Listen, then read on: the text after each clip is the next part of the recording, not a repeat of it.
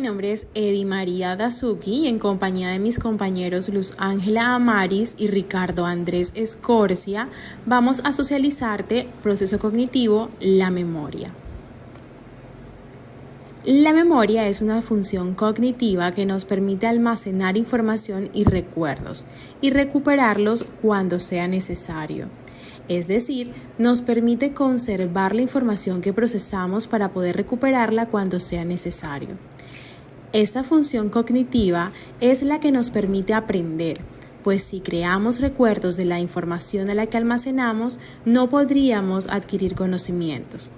Sin embargo, la memoria no es tan simple como la capacidad de almacenar y recuperar recuerdos.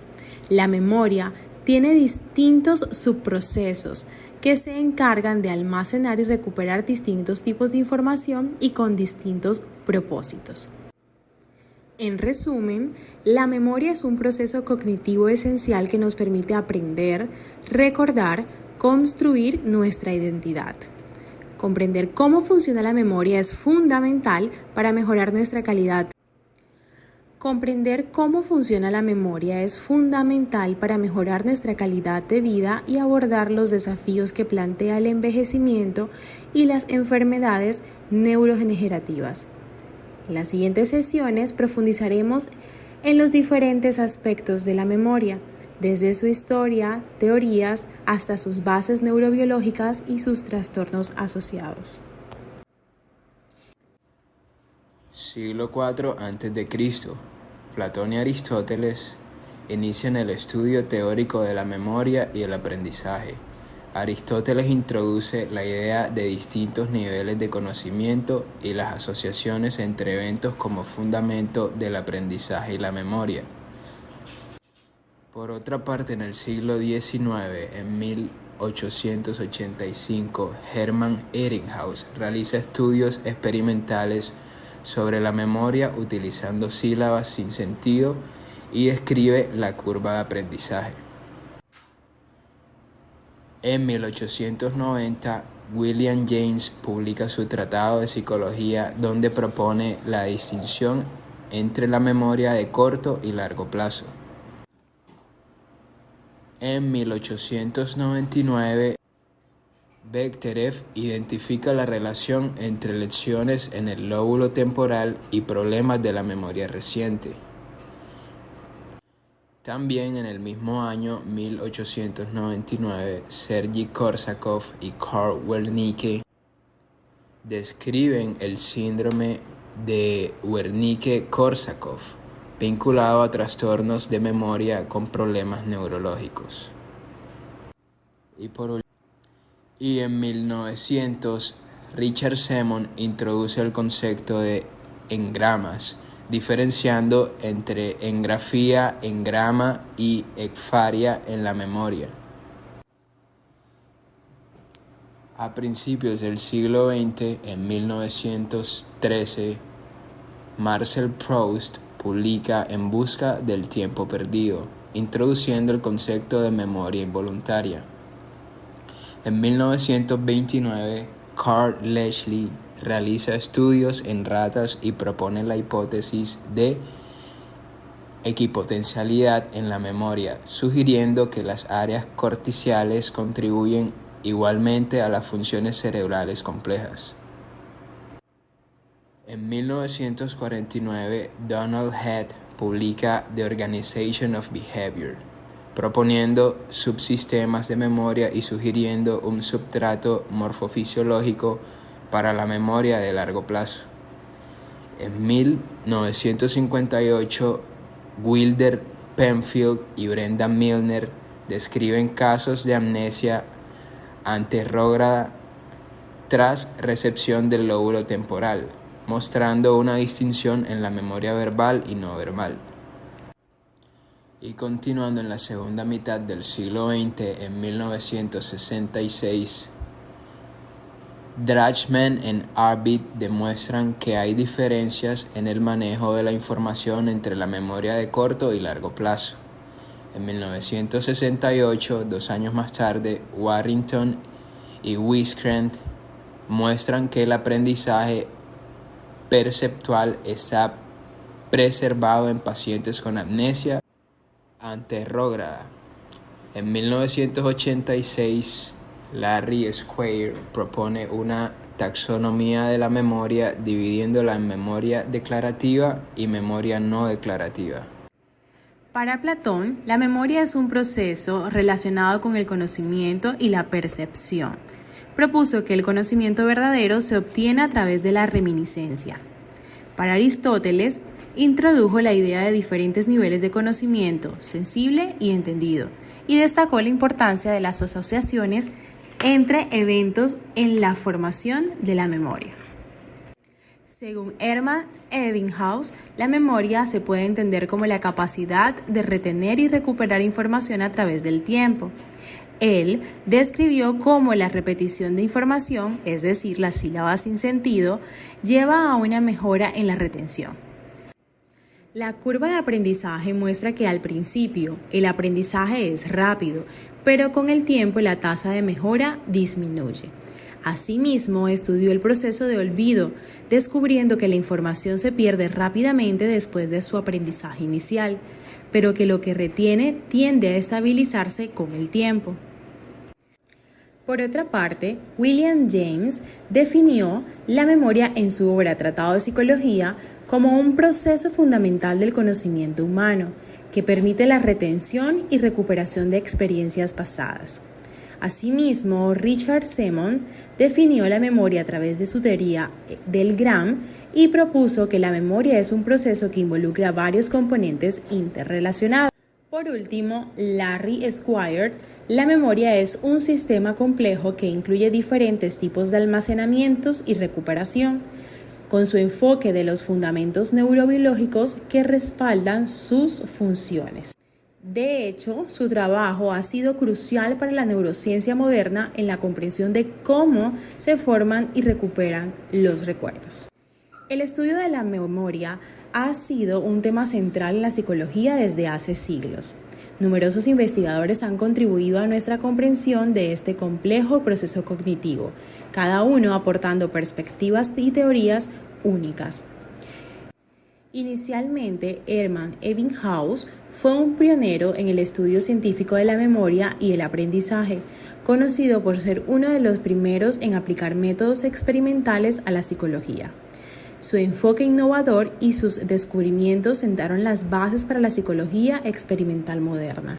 Sus contribuciones claves fueron, primeramente, la curva de aprendizaje, quien realizó estudios sistemáticos sobre cómo se adquiere y retiene información, utilizando las sílabas sin sentidos para eliminar el sesgo de experiencias previas.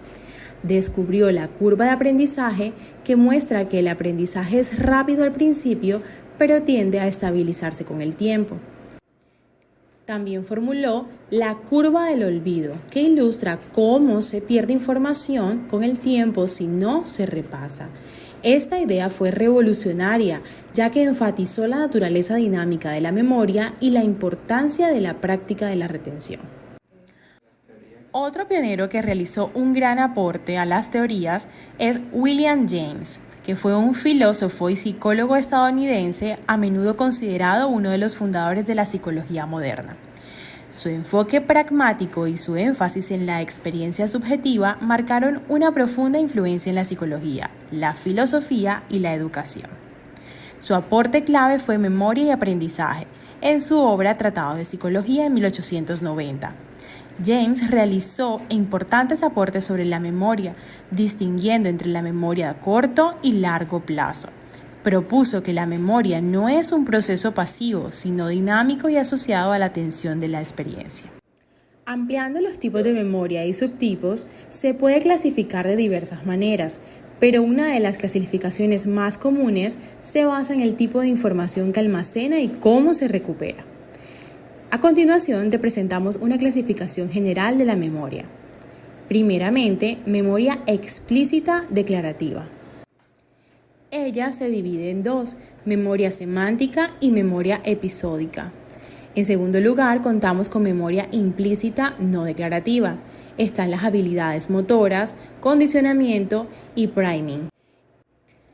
También contamos con memoria a corto plazo y memoria a largo plazo.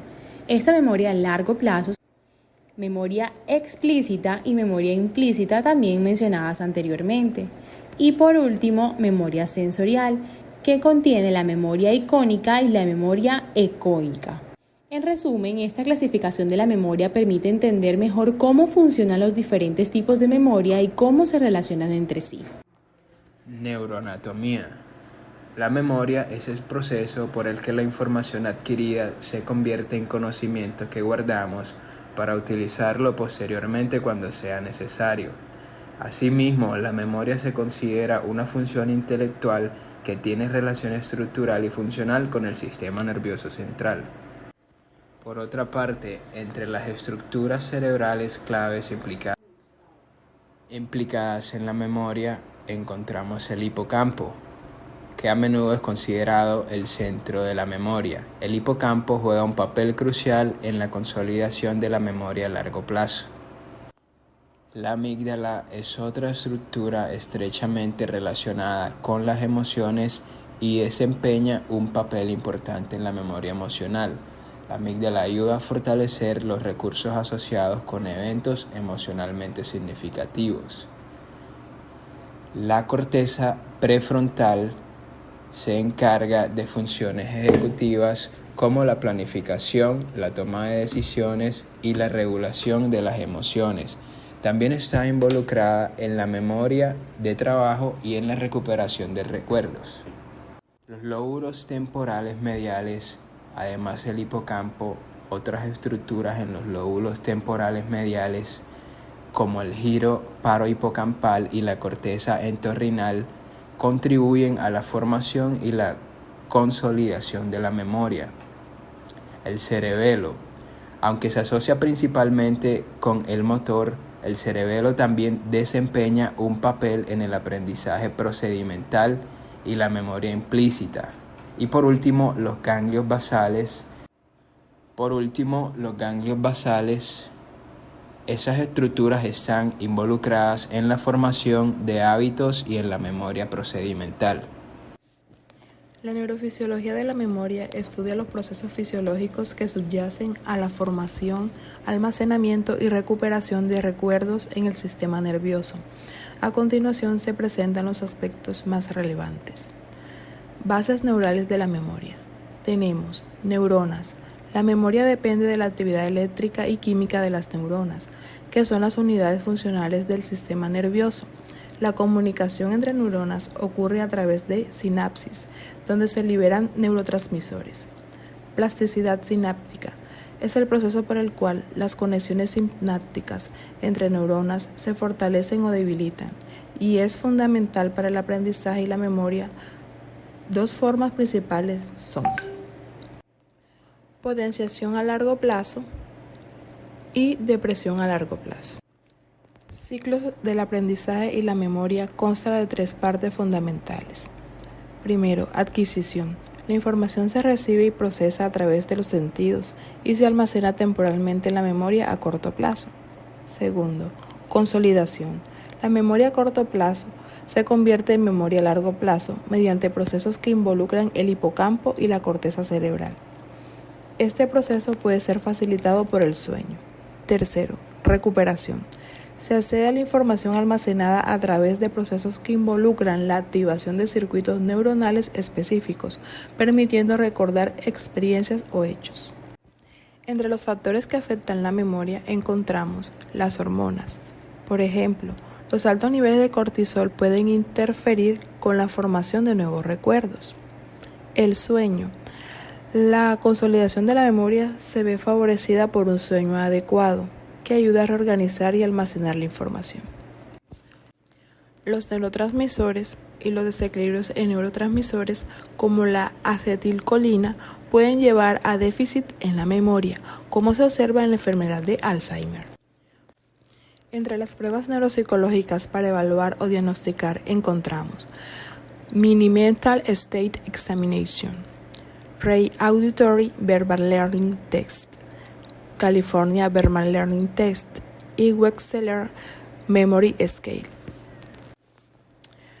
Los trastornos de la memoria pueden manifestarse de diversas formas y pueden ser causados por múltiples factores, incluidos problemas neurológicos, psicológicos y médicos. A continuación se describen algunos de los trastornos más comunes asociados a la memoria.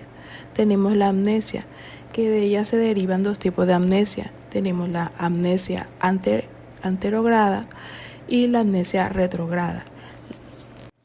También existen enfermedades neurodegenerativas como la enfermedad de Alzheimer, la demencia frontotemporal, la demencia vascular. También encontramos trastornos psicológicos como el estrés postraumático y la amnesia disociativa. También están los síndromes específicos como el síndrome de Korsakoff y el síndrome de Wernicke-Korsakoff. También encontramos otro tipo de trastornos producidos por lesiones cerebrales, como por ejemplo los traumatismos craneoencefálicos. También encontramos los trastornos del sueño, como la apnea del sueño. Muchas gracias.